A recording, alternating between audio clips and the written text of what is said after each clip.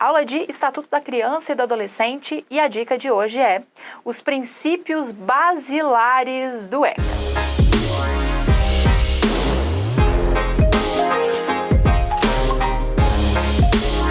No que diz respeito aos princípios basilares, galerinha, aqueles princípios que serviram como fundamento para o nosso legislador, acho de grande valia que nós observemos a doutrina, antes de mais nada. Claro que quando você abre os artigos de 1º até o 6º do ECA, você já vai encontrar uma gama de princípios que logo a sequência a gente vai conversar sobre eles, viu? Proteção integral é o grande paradigma, mas a gente vai falar sobre prioridade absoluta, princípio de seres, pessoas em desenvolvimento, né? Vamos falar sobre essa principiologia toda aí das disposições preliminares também. Mas e quais são os princípios basilares então, prof? Se não são esses dos artigos 1º ao 6º, do título 1 das disposições preliminares. Vamos dar uma espiadinha no slide, vamos ver quais são? Olha aí. Gente, a doutrina classifica os princípios basilares, viu? E diz assim, ó, princípio da prioridade absoluta, princípio da dignidade e o princípio da não discriminação, certo? Aqui saiu a prof... erro de digitação da prof aqui, perdão. São esses os 3 grandes princípios basilares do nosso ECA, tá, gente? O princípio da prioridade absoluta, ele vai se estabelecer também ao longo do próprio ECA, né? Dos artigos das disposições preliminares, 1º até o 6º. Disposições preliminares, a prof vai levantar com vocês já na sequência. Então, dentro do texto do próprio ECA, você vai verificar essa principiologia. A prioridade absoluta, ela se estabelece no sentido de trazer a crianças e adolescentes um atendimento prioritário. E eu já vou mostrar para vocês em que setores, né, prioritário. Em quais setores esse atendimento prioritário vai se verificar. Teremos como princípio basilar também o princípio da dignidade. Veja, gente, crianças e adolescentes são sujeitos de direitos, né? São sujeitos de direitos a partir do marco constitucional da nossa Constituição Federal de 88.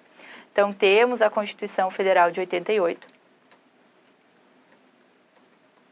E, para além disso, quando a nossa Constituição diz, no artigo 1º, inciso 3, que a dignidade da pessoa humana ela é um fundamento da nossa República Federativa, essa grande base de fundamento serve também para crianças e adolescentes. É claro que nós vamos ter que observar a dignidade de acordo com as especificidades de crianças e adolescentes. E é por isso que dentro do título de número 2 do ECA, você vai trabalhar os direitos fundamentais, dentre os quais nós vamos observar o direito à dignidade, ao respeito e à liberdade, né? E quando nós falamos em dignidade, nós temos que pensar que crianças e adolescentes devem ter assegurado o direito de manterem sua identidade. A ideia da individualização da criança e do adolescente significa manter os seus gostos, as suas predileções, certo? Em todos os momentos e períodos da vida. Então imagine aquela criança ou aquele adolescente que infelizmente foi parar no que nós chamamos de sistema, não é? Foi para uma família acolhedora ou está em uma instituição de acolhimento. Ainda que acolhida, essa criança ou esse adolescente devem ter mantido naquele ambiente, né? Deve ter mantido a sua dignidade. A sua dignidade que individualiza essa criança. Então, com relação às suas predileções, com relação aos seus gostos, certo, gente? Isso significa também conservar a autenticidade, a individualidade mesmo, né? Do ponto de vista dos direitos da privacidade e direitos personalíssimos, ok? Então, nós vamos voltar a falar sobre dignidade, prof, dentro dos artigos mencionados a partir dos direitos fundamentais no ECA, com certeza. E também vamos verificar daí vários e vários exemplos sobre esse grande princípio basilar, que é o princípio da dignidade. A dignidade da pessoa humana, que está lá na Constituição como fundamento do nosso Estado democrático, se estabelece também e abraça as particularidades de todas as crianças e adolescentes. E por último, nosso princípio da não discriminação. Vamos abraçar as peculiaridades e as especificidades dessa etapa, né, do estágio de desenvolvimento de cada criança e de cada adolescente. E de não serem discriminadas, pessoal, isso o ECA vai deixar muito claro nos seus artigos iniciais, introdutórios, ali nas disposições preliminares, não ser discriminada com relação a sua origem racial, étnica, a sua condição econômica, não sendo, portanto, alvo de nenhuma violência, de nenhuma crueldade, opressão com relação aos seus direitos. Então, não discriminar crianças e adolescentes em razão de advir de uma comunidade, de uma família, de uma realidade étnico-racial distinta, não é? Dentro de um contexto escolar ou dentro de um contexto de uma instituição, ou até mesmo com relação à grande sociedade. Então, nós vamos ter esse princípio da não discriminação imperando em vários momentos da nossa cartilha, que é o nosso estatuto. Além disso, eu separei para vocês também os princípios basilares que se encontram expressos no nosso ECA e os seus parâmetros interpretativos. Então, a gente vai observar, dentro das disposições principiológicas, os fins sociais. Nós vamos ter os fins sociais sendo atingidos a partir das disposições preliminares, as exigências do bem comum. Temos que enaltecer aqui a preocupação com as políticas públicas que dizem respeito à coletividade, os direitos e deveres individuais e coletivos, tanto fundamentais, né, tanto individuais quanto coletivos sendo promovidos, a condição peculiar da criança, que é ser em desenvolvimento, outro parâmetro de interpretação dos nossos princípios basilares. E daí, gente, eu colacionei aqui, para finalizarmos essa questão principiológica inicial, colacionei os 3 principais artigos principiologia aqui, né, na íntegra, do nosso ECA. Artigo 1º, artigo 3º e artigo 6º. O artigo 1º é aquele que vai dizer, literalmente, que essa é a cartilha da proteção integral. É a lei que dispõe sobre a proteção integral a crianças e adolescentes. E aí você pode se perguntar, prof, eu leio muita doutrina, vários doutrinadores. Estudei lá na graduação, tenho me preparado aqui no meu momento de reta final.